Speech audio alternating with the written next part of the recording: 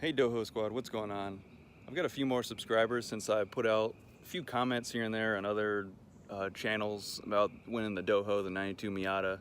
So I just want to give you all a little update because I believe I said May 25th. I really needed to go double check my other videos, but I'm pretty sure that's what it is. It's when I'll announce the winner. So again, if you want to win the Miata, you have to be a subscriber and be a public subscriber so I can actually see your profile name and then randomly choose from one of you. Because if I can't see your profile name, because you're not a public subscriber, can't choose you. So anyways, if I can, oh gosh, how do I flip it? Okay, here she is in all her glory. No changes since we last talked in the video I posted previous to this video. I haven't really thought of anything else. The new owner's gonna have to do an oil change because I was topping the oil off and I checked on the dipstick and oil was really dark. So I'll give you something to do as soon as you get it, other than drive it, of course. So the reason I'm talking about the Civic now is because I'm getting this roadworthy again, and I need to get it roadworthy before I donate the Miata, because if I donate the Miata and it's not roadworthy, I have 0 cars and I gotta call an Uber. Even though I drive Uber for this, that's kind of ironic. I'd have to call an Uber because I can't even drive my own Uber, registered vehicle. But I have the rear done, and what I did is I took off the rims, and I did a decent job. You can't really see it in the light here, but I filled in all of the curb rash marks the previous owner had put on the Civic with Bondo metallic filler, and then sprayed some primer on, painted it. I was kind of going for like a dark gray with like a hint of blue. It had a little more blue than I wanted. But while I had the rims off, fixing those, and I put new tires on, while I had all that off, I put the stock suspension back on, or the stock, springs and struts, because this thing was riding super low. Right now, I have it on jack stands in the front, so you will see there's like a horrendous 5-finger gap. But once it's, everything's all down the ground, it should be about a 3-finger gap. Hopefully it is what it is, and the stock suspension that the previous owner gave me isn't from like a Honda CRV or Ridgeline. That'd be pretty funny. I'd have the highest, tallest Civic in the game right now. But right now, today, I was working on the front spring and strut, and I did put that in. And so I did that on both sides. Also, my oil was low, and if you have an SI from a 06 to 11, check your oil, because I'm pretty sure these burn oil because you're revving high, hitting that VTEC a lot. Or I think I may have a slow leak somewhere too, but that's what I was reading on some forums. So just top off your oil and make sure your motor's got enough lubrication on all its moving parts. But you can't really see much of here, it's dark. Should have my flash on, but basically I have the 2 wheels in the Miata, so when I go to work, we have a tire machine and a wheel balancer machine.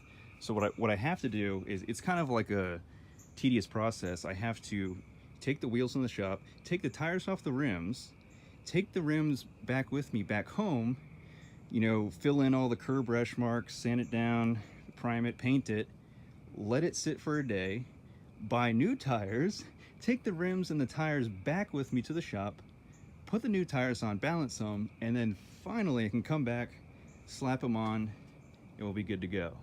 So minor quick note for anybody who's curious, I am doing a little bit of a custom exhaust on my Civic.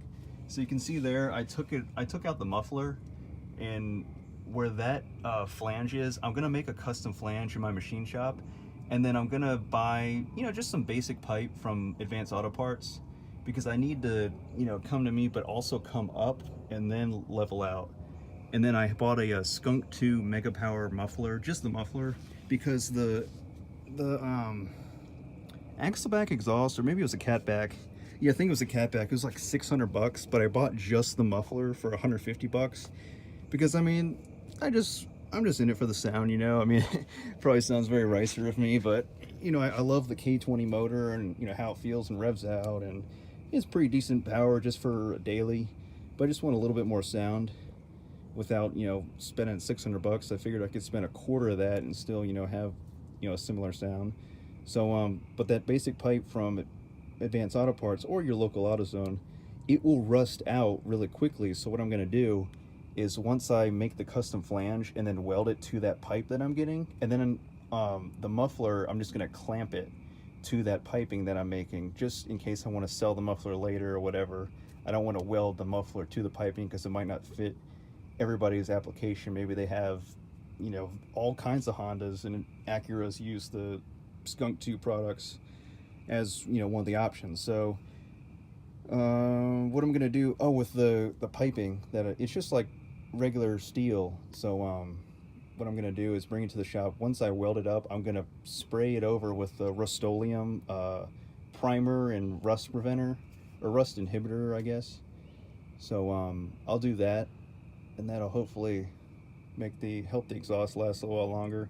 So yeah, this is the stock spring and the stock strut. Now the spring, I found out the very frustrating way that you can't put the stock spring back on without getting a spring compressor tool, which I did get from Advanced Auto Parts. They have a tool loan program, so you buy the spring compressor tool at full price, and then once you're done with it, you just return it, and then they give you your money back, like a full refund. So that's really cool, really neat option. So I was able to do the rears springs, and then the front one, you don't need to compress it. At least I didn't.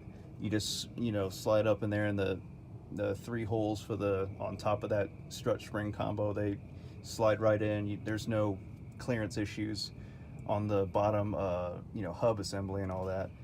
So that's the little update with the Civic.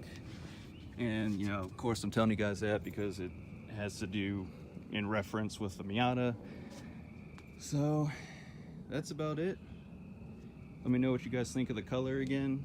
I made one video about the Plasti Dip and whatnot. So kind of in the dark.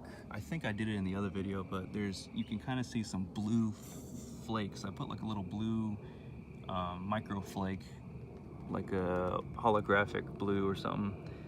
I don't know if the camera's picking it up, but oh, pop-up headlights still work. That's pretty sweet. Sometimes they have trouble going down, but they always come up, which is pretty nice.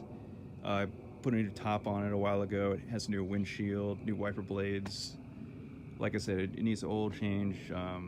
It has some slight leaks, you know, very, very slow leaks here and there that you just need to keep in mind.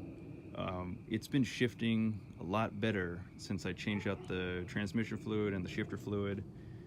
And oh, I guess shifter fluid has more to do with the shift feel, but it feels, you know, very good. And then downshifts are still like crisp in this thing. It's crazy for a 27-year-old car. So thank you guys for watching. Subscribe if you want to have a chance to win the Miata, and I'll see you guys on May 25th.